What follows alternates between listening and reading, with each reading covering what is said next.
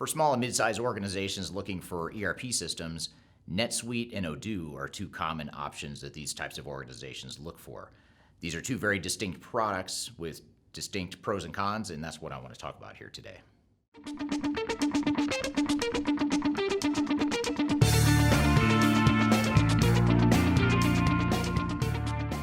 My name is Eric Kimberling. I'm the CEO of Third Stage Consulting. We're an independent consulting firm that helps clients through their digital transformation journeys. And one of the biggest evaluations that we do for clients is helping them choose between NetSuite and Odoo. Especially in the small and mid-market, a lot of smaller organizations use one or both of these products as a way to introduce their organizations to enterprise resource planning or ERP software. And as I mentioned at the start of the video, there's very distinct differences between the two products with distinct trade-offs, strengths, and weaknesses. So that's what I want to talk about today is what are those key points of differentiation between these two products, and ultimately how can you decide which is the best for you. Now, for a lot of organizations, they're deploying new technology to become more flexible. They want to either build or retain a certain amount of flexibility in their operating model and their overall business model. And what we find is these two products are very different from one another in regard to flexibility. And what I mean by that is Odoo is generally considered a more flexible product in that it is an open source technology. So open source means that you have more access to be able to configure and change the source code in a way that you may not be able to do with other types of products like NetSuite and others. Along with that flexibility in terms of changing the code and changing the workflows within the system, Odoo also offers thousands of different applications that can be added to the core ERP functionality. So if flexibility is super important to you or a high priority for you, Odoo may be a better fit. But if you're the type of organization that's really trying to build efficiency, standardization, scale, and sort of a repeatable set of business processes, NetSuite might actually be a better fit because it's a software as a service cloud solution, which means it's a product that's multi-tenant, used by other organizations throughout the world that are using that same exact version of the software, which means there's less opportunity to change the software to do what you want it to do. Now, some might view that as a negative thing, but some might actually view that as a positive thing. A lot of organizations we work with want that sort of standardization. They want that off-the-shelf capability that they can deploy in their organizations to help them scale for growth. So that's the trade-off or the consideration you need to make when evaluating these two products is, are you looking for a product with standard off-the-shelf capability? NetSuite may be a better option. But if you're looking for something that really maximizes your flexibility, then Odoo may be the better option for you. Now, another distinct difference between these two products is the level of modularity that the two products have. And what that means is NetSuite, for example, is an integrated, complete ERP solution. Not that Odoo isn't, but I'm going to come back to what I mean by that here in a second. But if we hone in on NetSuite here for a second, what NetSuite provides is a number of integrated modules that are tightly integrated, and it can be hard to deploy bits and pieces of that solution. So NetSuite really is designed and intended to be a full, complete ERP solution, but if you just want to deploy one piece of it, it's a bit harder to do because there's so many different integrated touch points with other parts of the technology. Now with Odoo, on the other hand, it's a little bit easier to bite off just certain pieces of Odoo because it's built in sort of modules. It's built to be modular in a way that you can pull together different modules to tie together.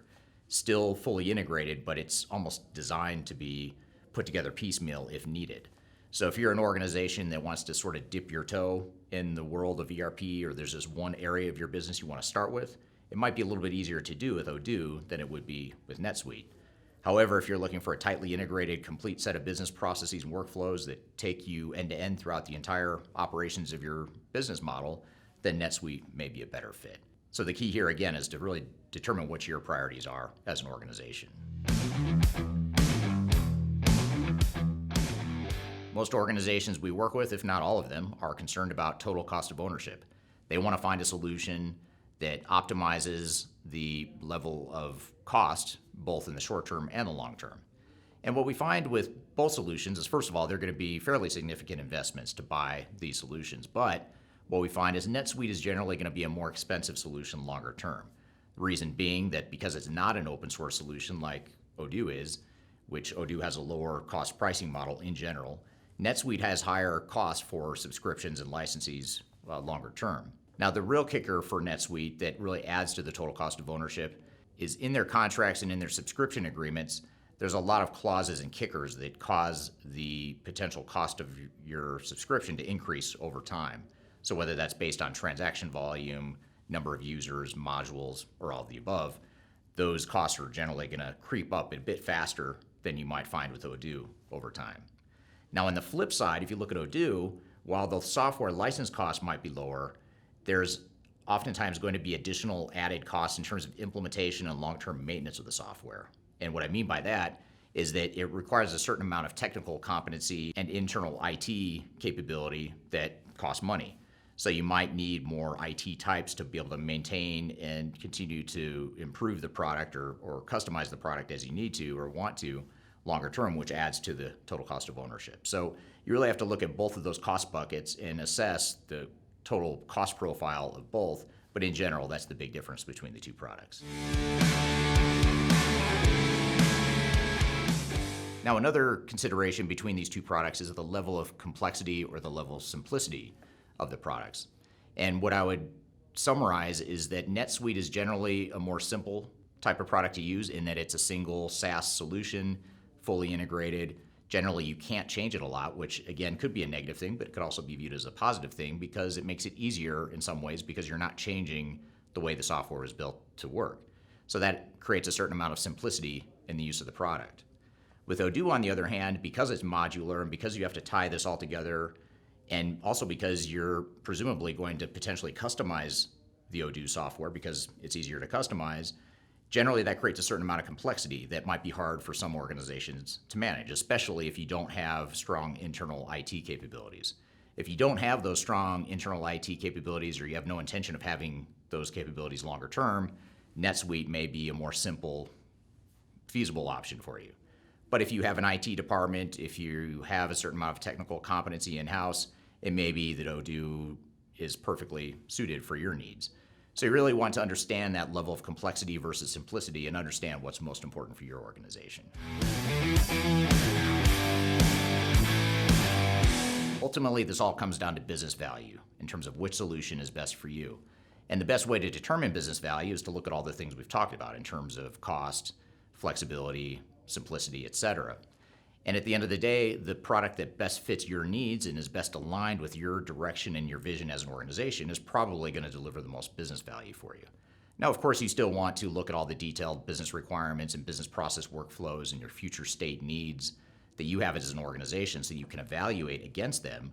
But hopefully I've given you some general criteria that will help you determine what the business value is relative to the cost of these two solutions. Now, for more information on these two products, as well as other products in the marketplace, I encourage you to download our annual digital transformation report, which includes a number of top 10 rankings of different types of ERP software for a number of different industries, as well as a number of independent reviews of different products, including these two products. So I encourage you to download that via the link I've included below. I've also included links to some other resources that are intended to help you as you continue through your digital transformation journey. So I hope you find this information useful and hope you have a great day.